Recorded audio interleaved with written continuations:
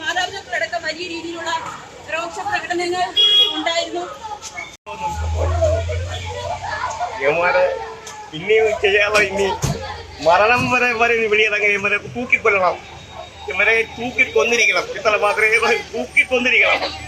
ഒരു കാരണവശാലും ഇവരെ ഇനി പുറത്തിറങ്ങി ഇനി ഒരു കുടുംബങ്ങൾക്ക് ഇനി ഒരു വിധി ഇങ്ങനെ വരത്തരുത്. അത്രമാത്രം നമ്മൾ ഇതൊക്കെ നോക്കിക്കുന്നത്.